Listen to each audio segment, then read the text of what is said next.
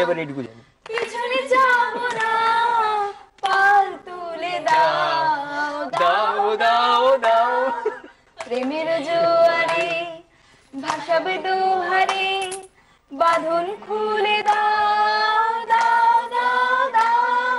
ব্যাস হয়ে গেছে। আচ্ছা পিসিমা, বলছিলাম যে আমাদের নতুন বউয়ের নাকি একটা যমজ বোন আছে।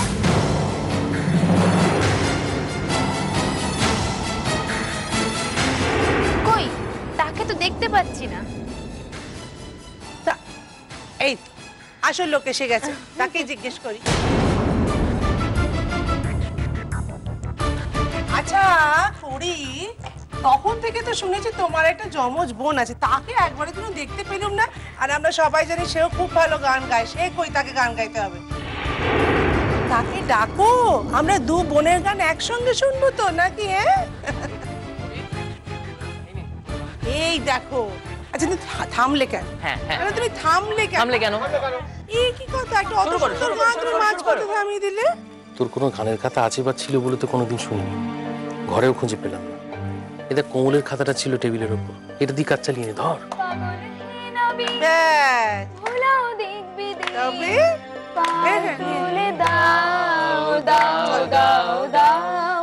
প্রেমের জোয়ারে ভাসাবো দুহারে, বাঁধন খুলে দাও দাও দাও দাও, ভুলিব ভাবনা, পিছনে যাব না, পাল তুলে দাও দাও দাও দাও। ওমা বসো, ও করি বসো।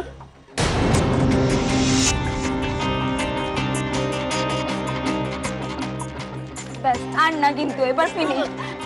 না না, ফিনিশ কি? ফিনিশ তো তোমার গান, আর একজনের গান তো এখন শুরু হবে।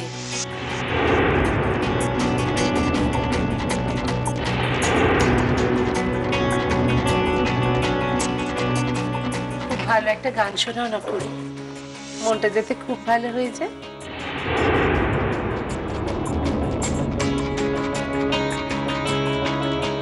তোমরা একটু হারমোনিয়ামটা দাও ওকে। রেকর্ডিং এর গানটাই তাহলে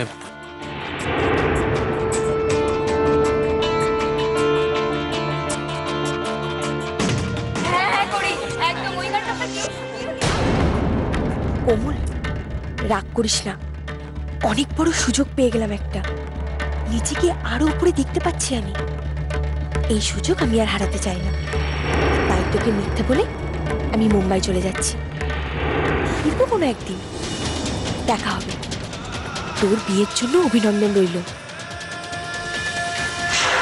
দিদি হিসেবে আশীর্বাদ করি, তুই সুখী হ।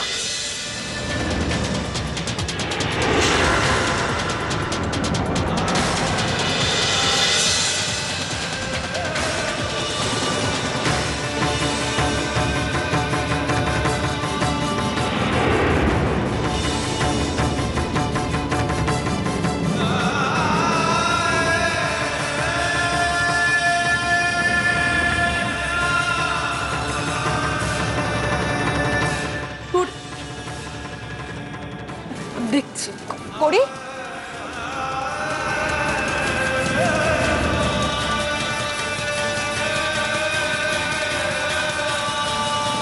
কি ব্যাপার বলো তো, মেয়েটা হঠাৎ কান্নাকাটি করে পালালো কেন? কারণ তো একটা আছেই। কি কথাই না বললে, কারণ তো আছে, আমিও জানি কারণটা কি, সেটাই তো বুঝবার। ডায়েরিটা ফেলে গেছে, তুমি কারুকে না বুঝতে দিয়ে নিয়ে আসতে পারবে?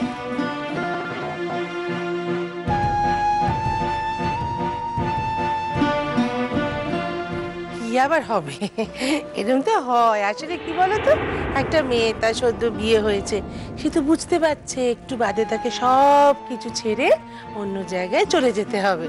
এরকম সময় কান্না পায়। দাঁড়াও না, তোমাদের বিয়ে হোক, দেখবে তোমাদের এরকম কান্না পাবে, তখন বুঝবে। না কিন্তু পিসিমা, আমি একটা জিনিস বুঝতে পারছি না, মেয়েটা দুম করে সবার সামনে দিয়ে চলে গেল, কারোর কোনো ভ্রুক্ষেপ নেই, এই বাড়িরও লোক দেখে। সুমিতা, আমিও একটা জিনিস কিছুতেই বুঝতে পারছি না, এত অল্প সময় এত কথা কেন উঠছে। এনারা খুব ভদ্রলোক সুমি, একটু আগে মেয়েকে এখান থেকে নিয়ে যাওয়ার সময় এনারা রীতিমতো আমার অনুমতি নিয়ে তারপরে নিয়ে গিয়েছেন। তারপরে এনাদের সম্বন্ধে এসব কথা বলা আমাদের উচিত নয়। ঠিকই বলেছেন, ঠিকই বলেছেন, সত্যি তো, সত্যি।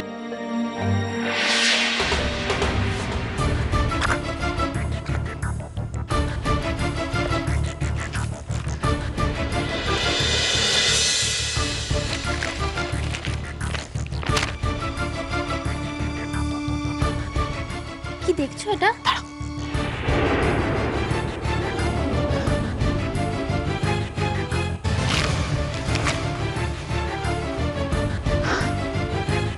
কোমল ব্যানার্জি। আর এই খাতার মধ্যে হাতের লেখার সঙ্গে এই চিঠির হাতের লেখা হুবহু মিলে যাচ্ছে।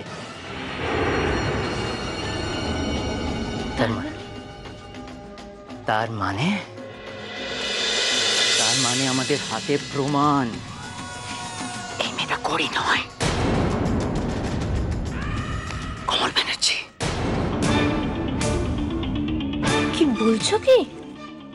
এটাই বলছি দীপ্তি, যে এখন মনে হয় আমাদের আর কিছু করার নেই। এরা এদের নিজেদের হাঁড়ি নিজেরাই হাটে ভাঙবে।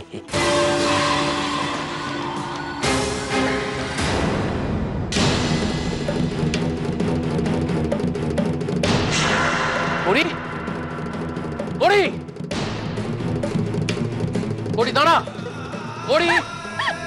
দাঁড়া।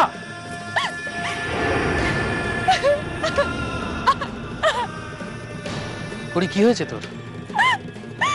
তোকে দেখে বুঝতে পারছি কোনো কারণে কষ্ট পেয়েছিস। ওদিও লক্ষ্য করেছে, আমাকে বললো তোর সঙ্গে কথা বলতে। কি হয়েছে তোর, আমায় বল। দেখ, কিছু না বলিস আমরা কি করে বুঝবো তোর কি হয়েছে? এই করি,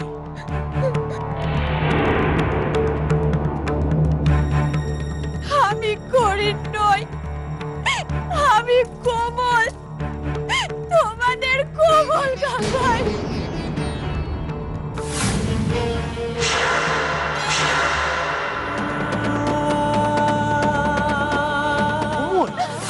কাকাই, দেখো দেখো, আমাকে ভালো করে দেখো কাকাই, আমি তোমাদের কোমল।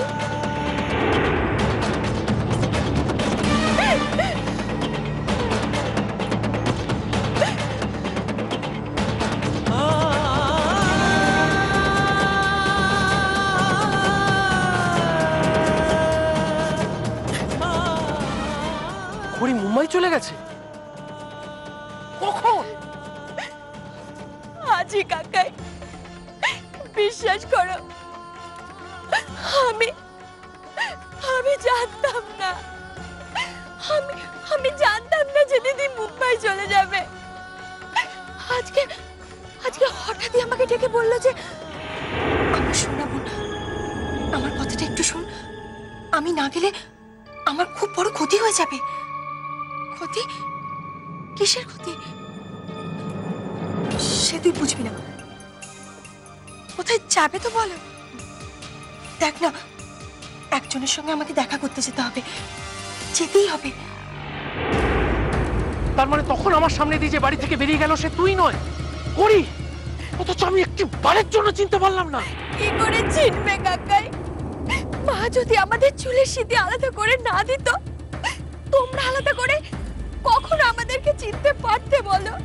করি এত বড় একটা কাণ্ড করে ফেললো আর তুই আমাদের কিচ্ছু জানালি না। জানাতে চেয়েছিলাম কাকাই, আমি বারবার চেষ্টা করেছিলাম তোমাদেরকে জানানোর। তোমরা যখন আমাকে পিড়িতে বসিয়ে নিয়ে যাচ্ছিলে, আমি তখনও তোমাদেরকে আটকিয়েছিলাম। আরে এখন সুন্দর কোনো সময় নেই, লগ্ন পেরিয়ে যাচ্ছে। বস বস বস বাবা। শোনো, যারা পিড়ে ধরবে খুব ভালো করে ধরবে, কিন্তু যেন পড়ে না যায় একদম। হ্যাঁ, দেখেছো তো, দেখেছো মেয়েটা এখনো কিরকম ফ্যাল করে তোমার দিকে তাকিয়ে রয়েছে। ও দিদি ভাই বলো না বসতে, আই করি দেরি হয়ে যাচ্ছে তো বল। এই শুদ্ধ, আরে পিড়ির দিকে নজর তো, ওইদিকে পরে নজর দিবি। আর তো একটা দিন, আজ বাদে কাল তো আমাদের করি বিয়ে হয়ে শ্বশুর বাড়ি চলে যাবে। হ্যাঁ, তখনও তো তোকে জিজ্ঞেস করলাম কি হয়েছে তোর, তখন কিছু বললি না কেন? ভয় কাকাই, ভয়ে আমি যখন বিকেলে বাড়ি থেকে বেরোচ্ছিলাম বাবা আমাকে বললো যে কথা দে আমাকে, আর কোনোদিন কাউকে কষ্ট দিবি না। ওদিক থেকে যদি একটাও কথা আমাকে শুনতে হয়, তোর জন্যে আর কোনোদিন যদি আমাকে কষ্ট পেতে হয়, আমি কিন্তু গলায় দড়ি দেব।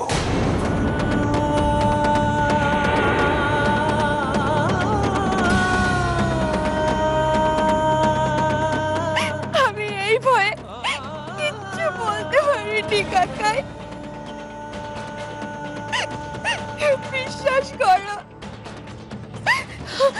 আমার মনে হচ্ছে বাবা যদি সত্যি সত্যি নিজের কোনো ক্ষতি করে ফেলতো। সে তো এখনো আমাকে গলায় দড়ি দিতে হবে। আটকাতে পারবি তুই?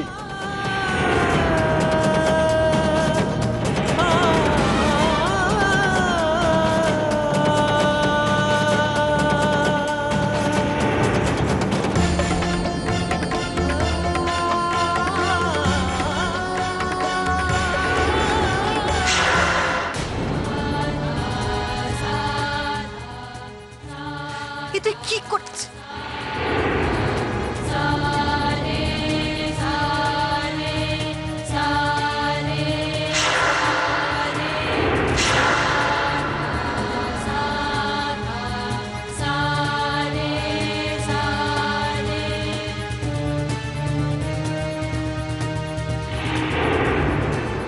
বাবা শোনো, আমি সত্যি কিছু জানতাম না।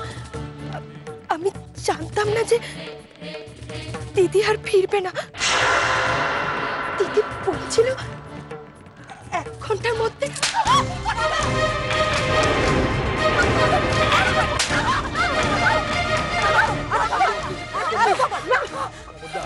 খবরদার বলবি না যে তোকে মাথা দিব্যি দিয়েছিল।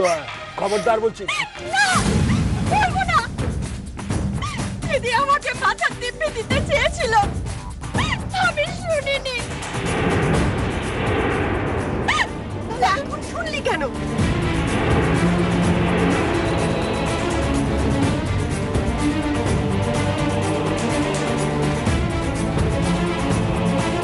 প্রায়শ্চিত্ত করার জন্য।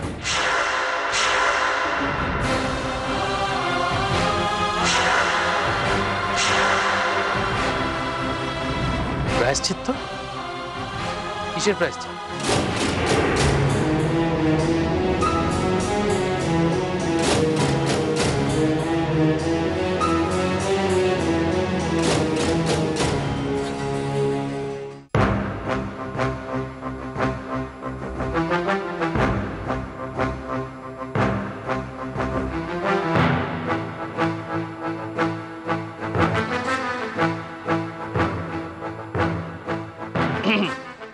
আমার তো মনে হচ্ছে না আজ বাসরে আর কোনো গান বাজনা হবে। ও মীরা, মল্লারের বইয়ের গান শুনতে গেলে তো রাতটা কাবারি হয়ে যাবে। বেশ তো তোমরা এগো, আমি আসছি একটু পরে। তোমাদের সকলের ছোট ছোট ভুলের প্রায়শ্চিত্ত করার জন্য। চিরটা কাল তোমরা আমাকে এগিয়ে দিদিকে পিছিয়ে রেখেছো। তোমরা সবসময় বলেছো কোমল দুর্বল, ওর বেশি যত্ন চাই। একটু বড় হতে কোমল শান্ত, ভালো, করি অতটা ভালোই নয়। এইসব বলে বলে তোমরা সব সময় দিদিকে পিছিয়ে আমাকে এগিয়ে রেখেছো। আর একটু বড় হতেই বাবা তুমিও বলেছো কোমল অনেক ভালো গান গায়, করি গাইতেই পারে না। সব সময় এই কথা বলে বলে এখানেও তুমি দিদিকে পিছিয়ে দিয়েছো।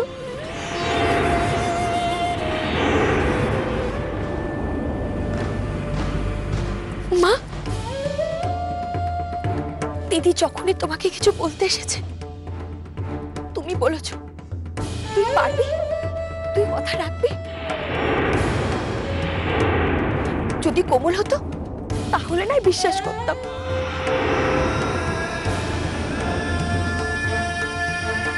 যখনই দিদি ঠাকুর ঘরে ঠাকুরকে প্রণাম করতে গেছে।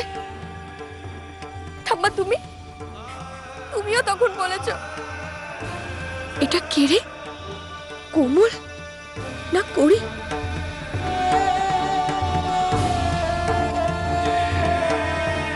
আমার তো বিশ্বাসই হচ্ছে না যে করি ঠাকুর ঘরে ঠাকুরকে প্রণাম করতে এসেছে। কোমল হলে কথা ছিল, তাই না ঠাম্মা? আর কাকি তুমি দিদি একটু রান্নাঘরে গিয়ে হাতে খুন্তিটা তুললে তুমিও বলেছ তোর মতলব কি বলতো করি? কোমল হলে নাই ভাবতাম ও রান্না শিখতে চায়, কিন্তু তুই কোন মতলবে?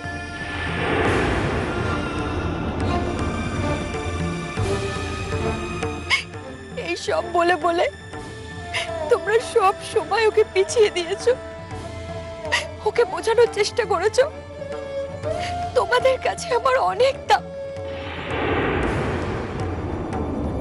ওর অতটা দামই নেই। দিদিকে ভালো রাখার চেষ্টা করেছি, ওকে খুশিতে রাখার চেষ্টা করেছি। কেন জানো ঠাম্মা? যাতে দিদি এইটুকু অন্তত ভাবে একজনের কাছে দিদির দাম অনেক বেশি। আমি জানি দিদি তোমাদের উপরে রাগ পেটানোর জন্য এমন কিছু করেছে যা আমার উপর অত্যাচার ছাড়া আর কিচ্ছু না।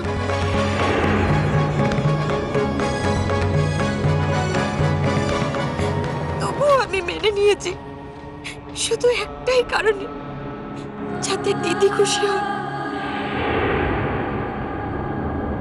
দিদির অন্তত এই একটা জায়গায় মনে হবে দিদি জিতেছে আমাকে হারিয়ে। ভুল করেছি বলো,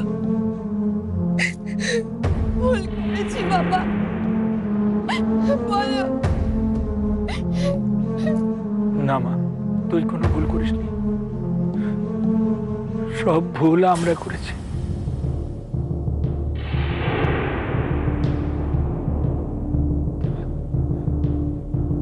শাস্তি দে আমায়, দে। বাবা, তোমাকে কেন শাস্তি দেব? তোমাদের ছোট ছোট ভুল ঠেকাতে গিয়ে নিজেই যে বড় ভুল করে ফেলেছি বাবা। দিদির কথা মেনে মেনে আমি তো দিদির হাতে পুতুল করে তুলেছি নিজেকে।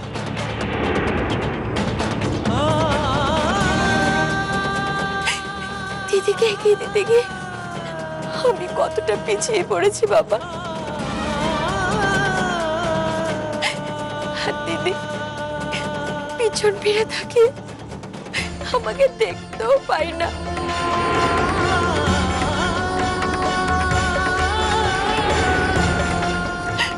আমার কথা ভাবেও না।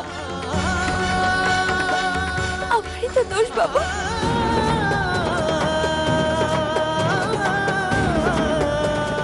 তার জন্য নিজে শাস্তি নি এইভাবে। দিদিকে খুশি করতে তার জায়গায় তুই খেয়ে বিয়ের বিড়িতে বসে পড়লি। এখন কি হবে রে? কি ভাবলি তুই? কি বিয়ে করলি? কি আবার হবে? এ বিয়ে আমরা মানি না। বলছিস তুই শাস্ত্র মতে মন তোর পরে অগ্নি সাক্ষী করে বিয়ে হয়েছে, এখন মানি না বললে চলবে?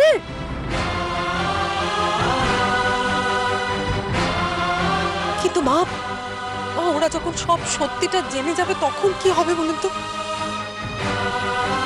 ক্ষমা চাইতে হবে, হাত জোর করে ওদের কাছে ক্ষমা চাইতে হবে। আমাদের হাত জোর করে ক্ষমা চাইতে হবে। ঠিক বলেছো, ঠিক বলেছো তুমি। ওদেরকে এটাও বলতে হবে যে যে মেয়ে ওরা চাইছিল ওরা সেই মেয়েকেই পেয়েছে। সব যখন জানবে তখন দেখো ওরা ঠিক বুঝবে যে ওরাই জিতে গেছে।